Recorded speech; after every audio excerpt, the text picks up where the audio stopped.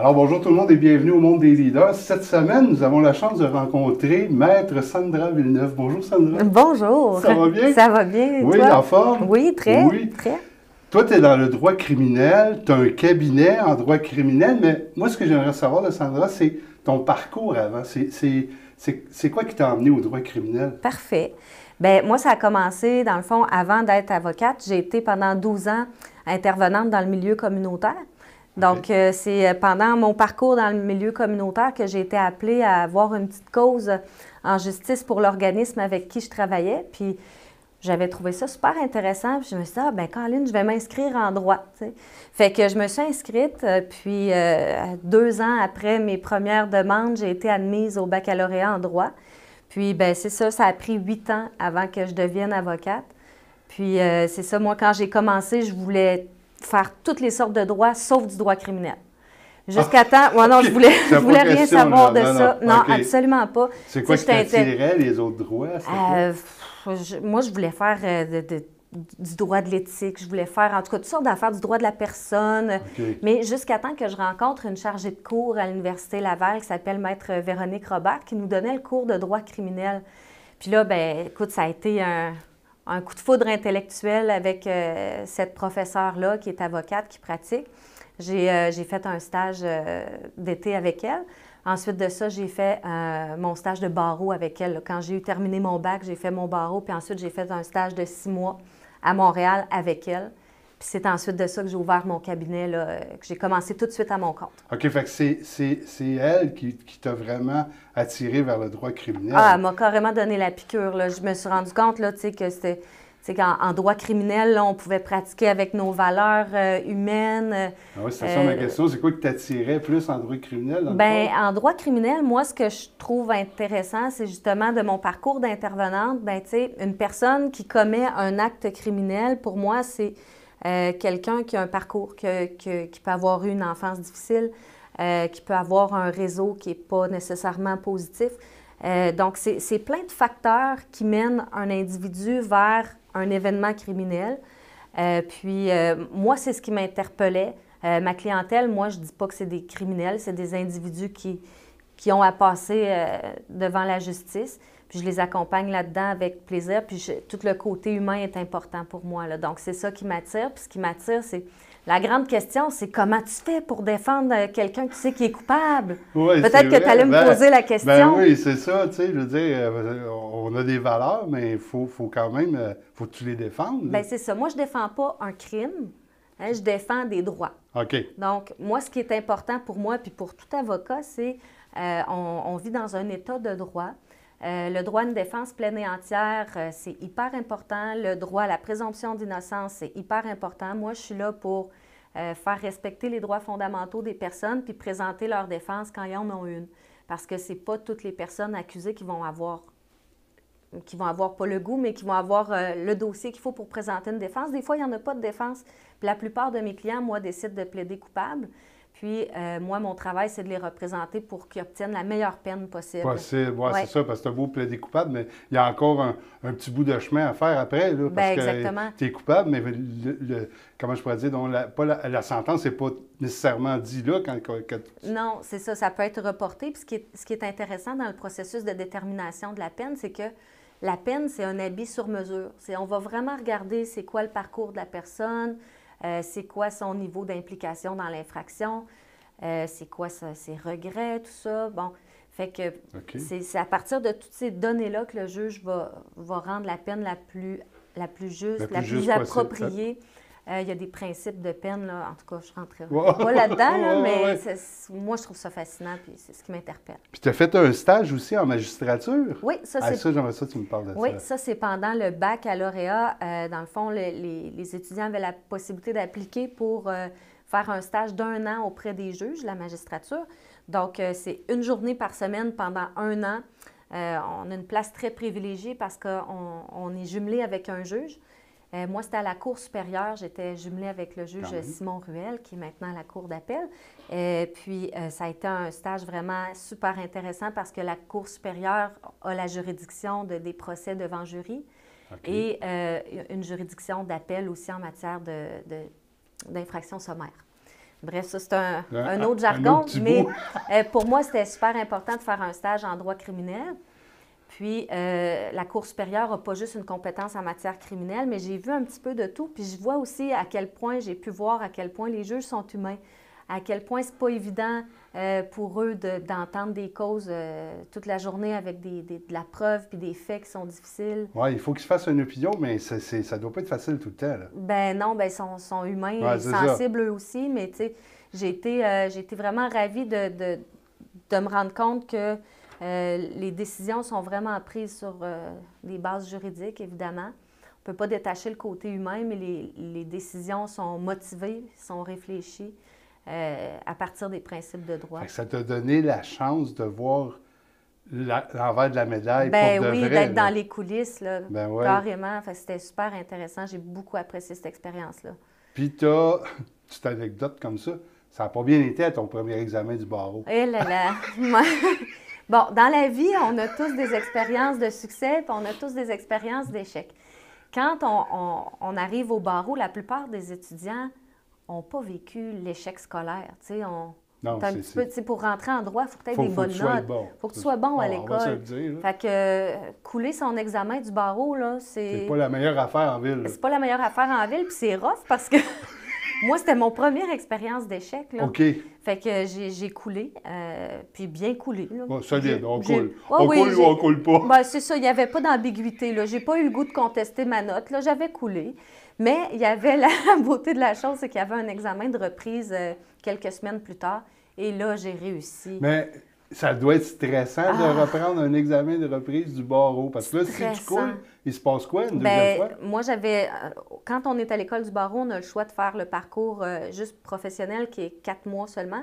Ou on peut faire aussi la révision de notre bac. C'est le parcours qui dure 8 mois. Okay. Moi, je l'avais fait en 4 mois. Si tu coules ton examen de reprise, tu dois refaire l'école du barreau en 8 mois. Okay, donc, là, ça te retarde. Ça te retarde. Mais il y a tout le temps la possibilité de le refaire, mais c'est pas tentant, mettons. Non, c'est pas tentant. Fait que, ça a été toute une expérience de vivre l'échec, de vivre le stress de refaire cet examen-là, mais de le réussir. Puis après ça... Puis tu as fait un stage aussi à Montréal? Oui, avec Maître Véronique Robert, avec la professeure dont je parlais en début.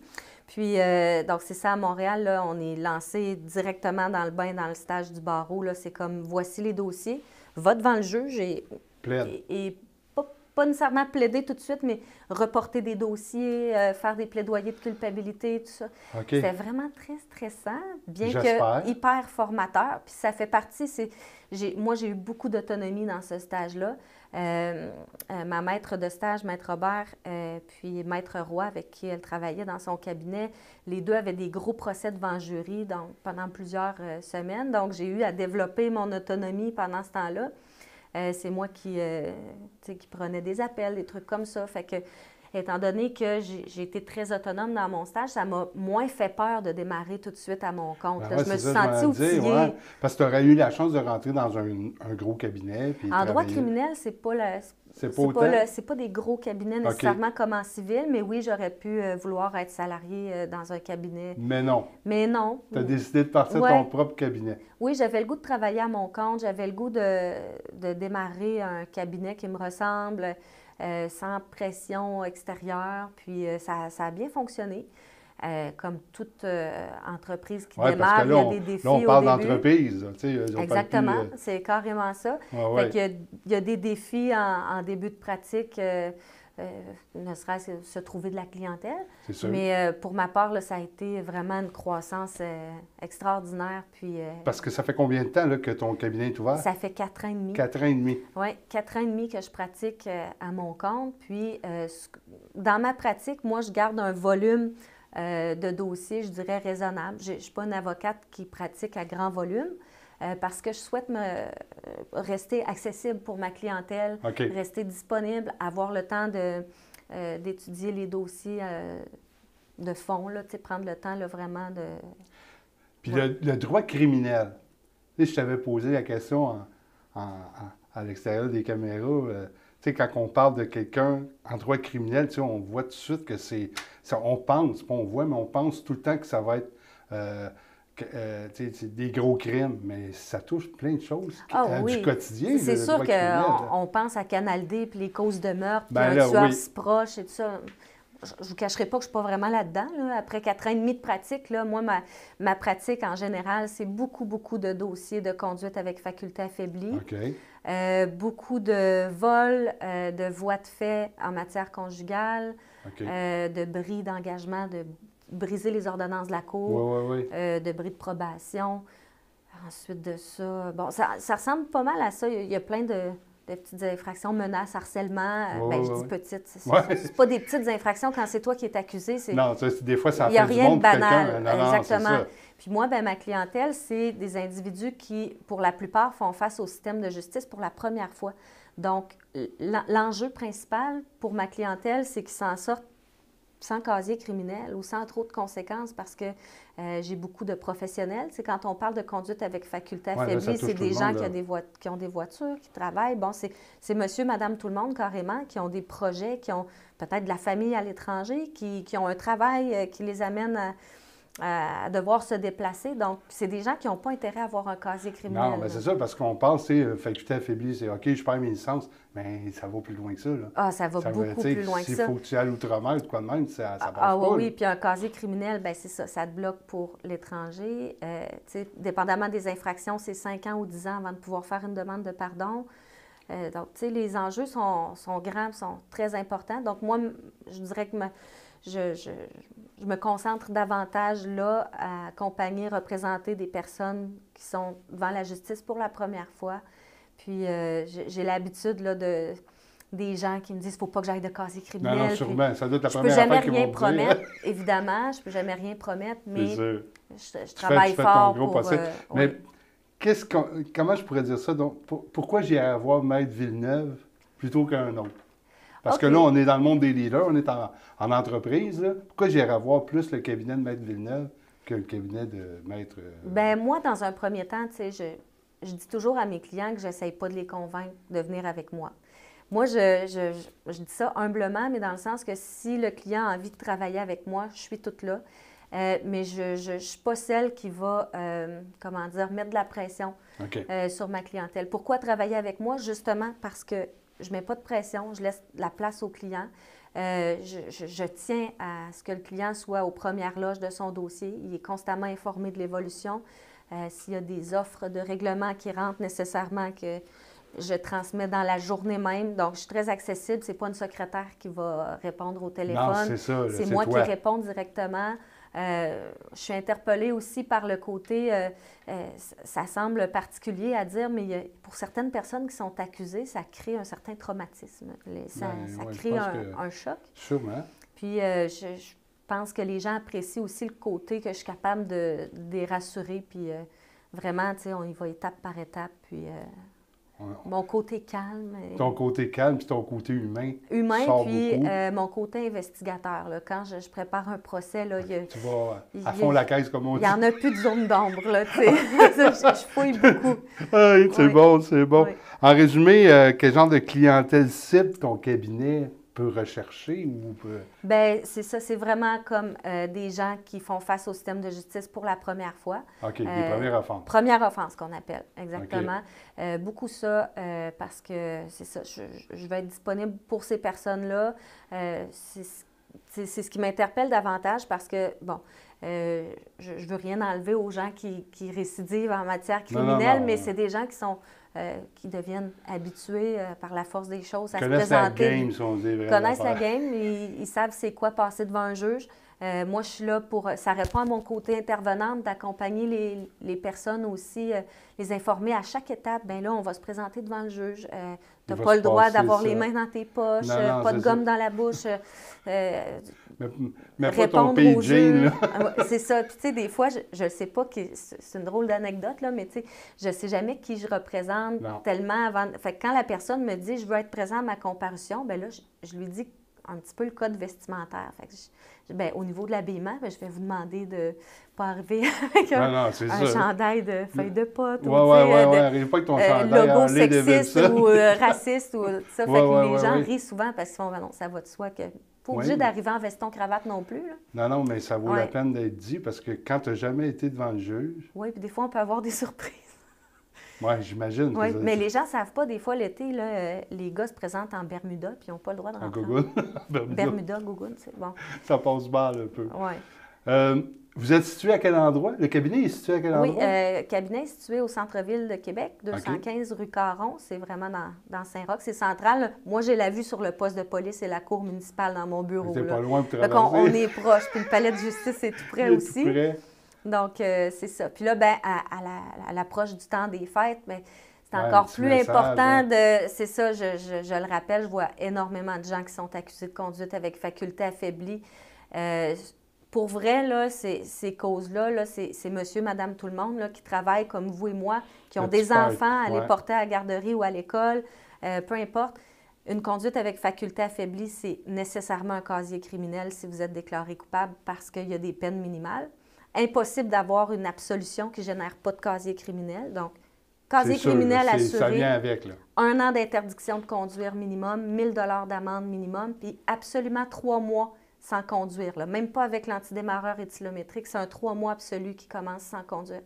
Donc, ça a vraiment des conséquences importantes. Puis évidemment, j'outrepasse l'origine de pourquoi ne pas conduire, évidemment, à la sécurité des uns et des autres, mais plus personnellement, ce qui touche les gens beaucoup aussi, c'est quand on leur parle concrètement, bien, si c'est un casier criminel, oublie ça, les voyages.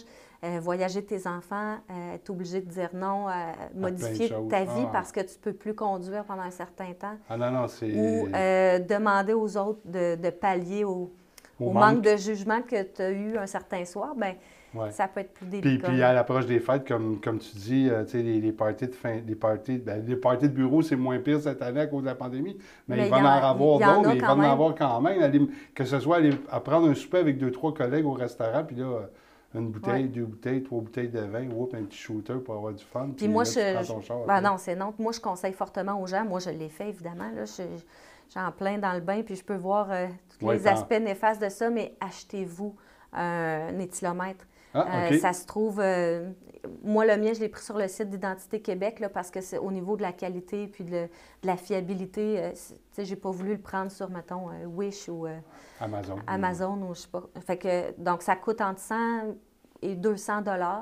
Puis la fiabilité est très intéressante puis ça peut sauver énormément de problèmes et d'argent. Et d'argent surtout. Oui. Sandra Villeneuve, maître Sandra Villeneuve, je veux dire ça. Merci beaucoup d'avoir participé à l'émission de Le Monde des leaders. C'était super intéressant. Puis je suis sûr que tu vas avoir plein de belles clientèles ici à Québec. Puis encore merci et bravo. Ma clientèle est déjà merveilleuse. Et bravo pour ce beau cabinet. Merci beaucoup. Merci tout le monde d'avoir écouté cette émission. Et puis on vous dit à la prochaine. Bye bye.